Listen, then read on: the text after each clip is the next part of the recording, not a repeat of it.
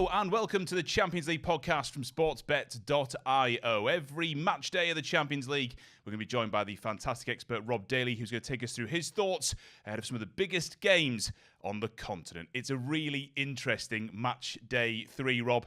We've had, of course, 2 so far. I've enjoyed this new format more than I thought I would. Yeah, I think there's been some really good games in there, Pete, and I think the sort of unknown as to how the league phase is going to shape out, how many points are required, is making it interesting. And I think by the time we're on sort of match day 6, match day 7, when things are ramping up, I think it's going to be even better. So I have enjoyed the new format.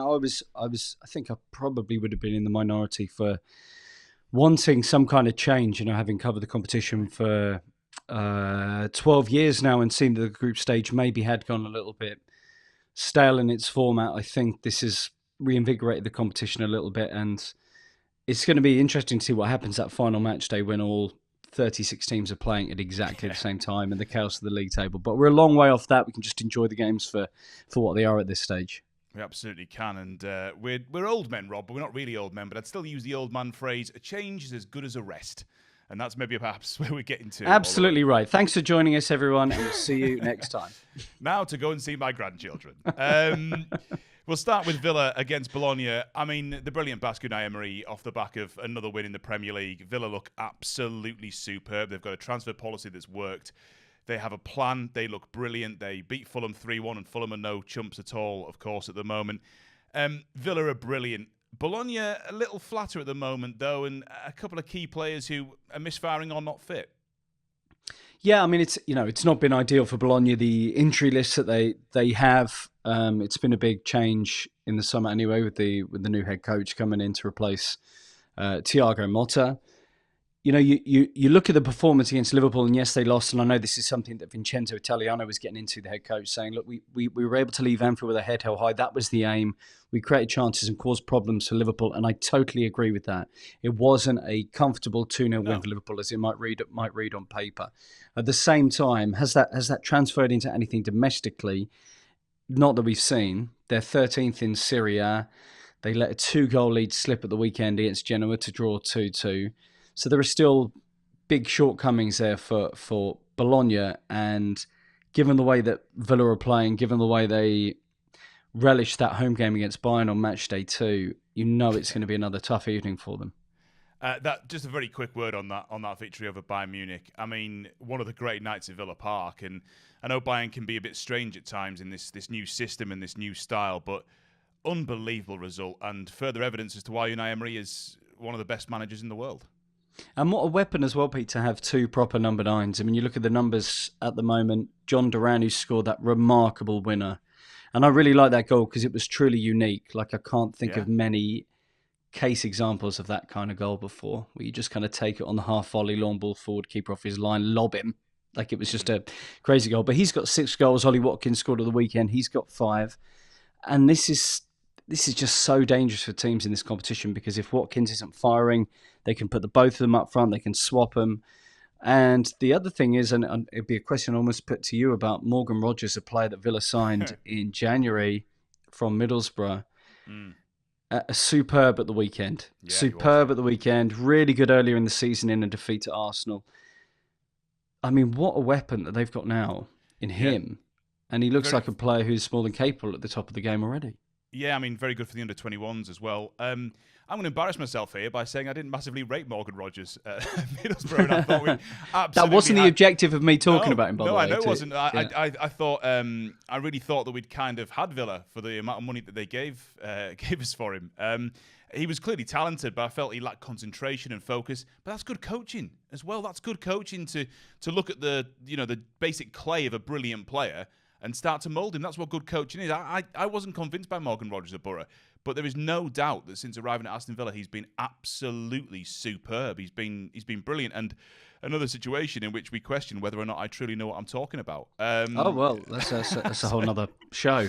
That's a whole podcast, I think, we can do on that. But yeah, honestly, I think Villa, great value. I think they'll win this game. Bologna, they're fine, but I don't think they've got the goals or perhaps the tactical nous to beat Unai. I think the other thing for Villa as well, Pete, is that their squad's getting stronger. You know, you talk about the profile of player that they've managed to identify and bring in. Morgan Rogers was clearly very specific to sign him in January. They thought he would be an asset straight away. But, you know, you've got Mings coming back, Kamara too, McGinn and Konza, you know, coming back from issues as well. So Villa in great nick, Emi Martinez in great form. I see Villa win, to be honest. Yeah. We'll move on to Turin as we have Juventus taking on Stuttgart. Now, I was, again, in another example of me being proved horribly wrong. I was looking at Bayern at the weekend and thinking Stuttgart might be able to get something in Munich. They lost 4-0. They were absolutely battered by Bayern Munich. This time they're travelling to Juventus, who have at times been a little flat, but are still pretty much getting the job done in Serie A. Yeah, I mean, they're only 3 points behind Napoli. They definitely look like they're in the title race. They needed a late-ish own goal to beat Lazio at the weekend.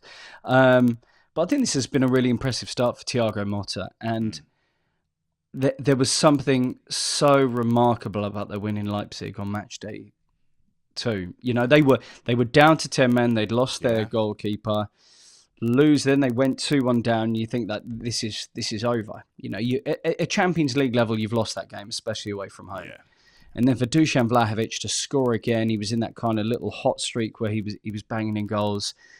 And the way that Conceição took his winner was just unbelievable. And it felt like, I don't know if you saw the pictures of the celebrations, but it felt like an extremely galvanising win for that group.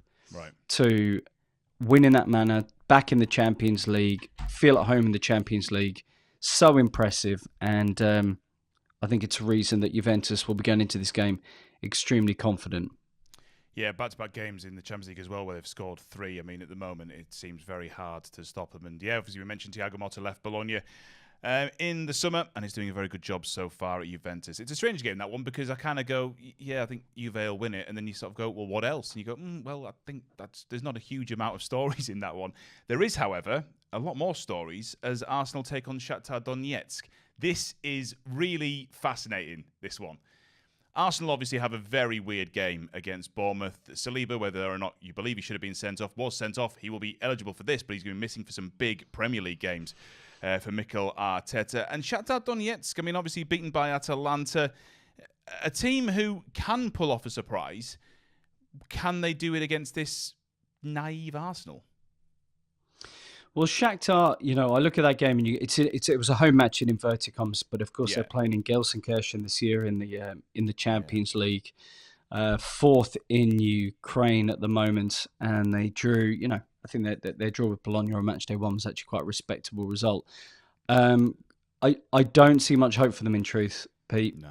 In North London, they're yet to score. I think there has been a goal fashioning issue as well. I mean, the players themselves are talking after the defeat at Atalanta about the fact they're not taking their chances, but I wonder about the calibre of chances in there as well. Yeah. And I think Arsenal at home in the Champions League, and I'd be up for talking about their away form in the Champions League in comparison, but at home in the Champions League, they're extremely composed. And I commentated on the game against PSG where they won 2-0, and it was an extremely professional performance. You know, they scored their goals through Kai Havertz and Bukayo Saka and just managed the rest of the game without any issue. You know, Luis Enrique arguably was a bit slow to make reaction changes and bulk up with some physicality in midfield to cause Arsenal some new issues.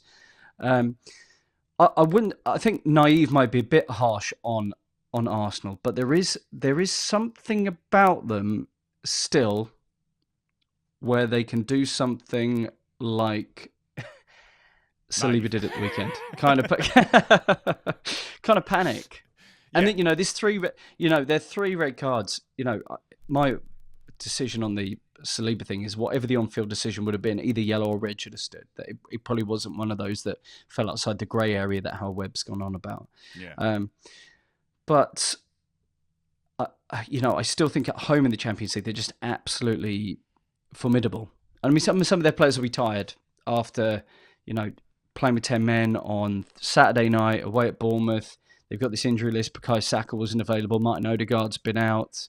A few other niggles here or there in the squad, Kai Havertz included, going into that game. But I still think they'll have enough quality to manage the game quite comfortably and win. Yeah, I mean, I know there was the gap where they weren't in the Champions League for a few years, but their last home loss in the Champions League 2017. So it does tell you that it's very, very hard, particularly perhaps for a side like Shakhtar Donetsk with Shakhtar Donetsk. Shakhtar Donetsk. There was a really interesting thing on the CBS coverage in the United States in the Champions League, where Thierry Henry is speaking to Bukayo Saka, and you know, Arsenal fans obviously extremely happy with the result. You know, their first win in the league phase this season, and Thierry Henry was like, "I want to see that kind of performance from Arsenal away." And it's such a great point. We haven't, and it's a small sample size, admittedly. Last season, this group back in the Champions League, you know, blown away by Bayern in that second leg, even though they're a better team than Bayern. The struggles they had away at Porto in the first leg of the round of 16 game. You know, I think Arsenal need a big away Champions League night against a really big team to feel at home in this competition, I feel like. But they'll wait for that. I think they'll win at the Emirates on Tuesday. Yeah, they'll get the chance in the next away game, the Champions League, away at Inter, and that would be a big Champions League victory. Well, yes, that'd be a good one. Yeah. That. We'll finish Tuesday with Real Madrid against Borussia Dortmund. Now, there was a period, about 5 years, where this was basically a league game because you would meet each other every single Champions League time. Was it 2012 through 2017? I think they met each other every single year or something bonkers along those lines. There was a crazy run there, and the peak of it being when Robert Lewandowski scored 4 times at Signal Iduna Park in the Champions League semi-final. Under Klopp to reach the, you know, they lost at the Bernabeu but won the tie overall. This tie's got a lot loaded into it, and of course it is a rematch of the Champions League final, the most recent one. So a really compelling fixture, no doubt. And yet, it's a weird one in a number of ways. Dortmund are still a bit of a strange side, managed to beat St. Pauli 2-1 at the weekend. All kinds of sort of... I know there's a lot of, obviously, discussion about Real Madrid all the time because it's Real Madrid. But the Mbappe thing is rumbling on and on and on about whether or not people are happy, whether he's happy, whether the club's happy. That situation at the moment perhaps doesn't feel hugely settled. You know, they're getting the job done, Real Madrid. You know, they're only, 3 points off Barcelona, who are top of La Liga at the moment. But it doesn't feel...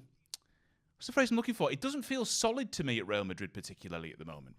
Well, part of the success of last season was the harmony in the group. And I think a lot of these senior players talked about that because, yes, they had Jude Bellingham doing remarkable individual things and a player who quite happily takes the limelight himself. But it was a collective effort. I mean, they had no, out-and-out number 9 kind of goal scorer. And so they were all chipping in, Vinicius Jr., Rodrigo, everybody. But ultimately... sorry, my dog is trying to get out of the room. Can I let Rex out? You can let Rex out. I won't even pause it. I'm happy to have Rex in. We're going to leave this in. We're going to leave it in. Rex, leave this in. All right, get out, Rex. All right. His face. There he is. Hi, Rex. I love you, mate. There you go.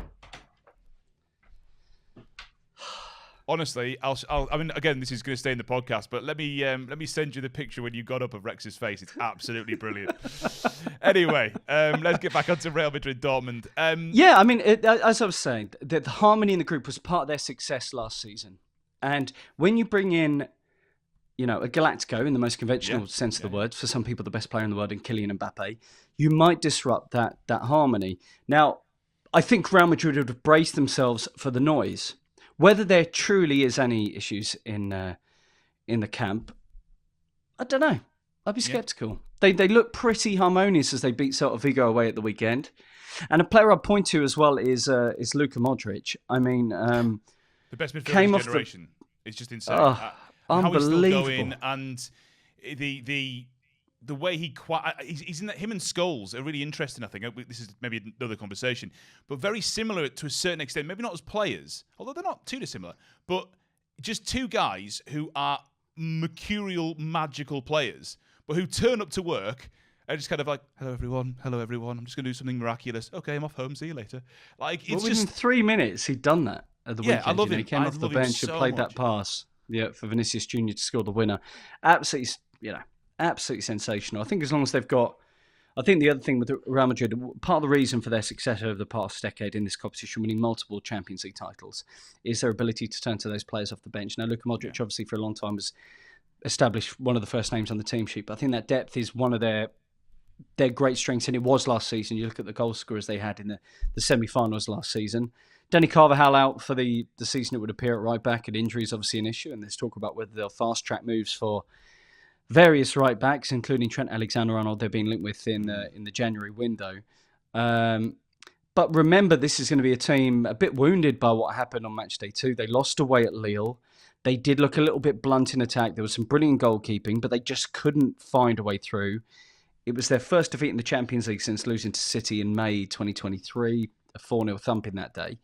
So, I think they'll feel they've got a bit of a point to prove against the Dortmund side with the next Real Madrid player as their manager, Nuri Sahin, that completely dismantled Celtic 7-1 on match day 2. You're absolutely right to flag their ups and downs because they followed that game by losing to Union and then and just narrowly beating St. Pauli. But I think Real Madrid will be really up for this one, and I expect them to cause Dortmund a myriad of problems. And I think high on the goals, if you're looking to get involved in that game as well, might be a good way to go. It's very rare that we sort of get a boring game between these two sides. That's Tuesday, and our Match Day 3 action there. Don't forget to keep an eye on this YouTube channel for the Match Day 3 coverage of Wednesday, which me and Rob are going to record now, but you'll have to watch later.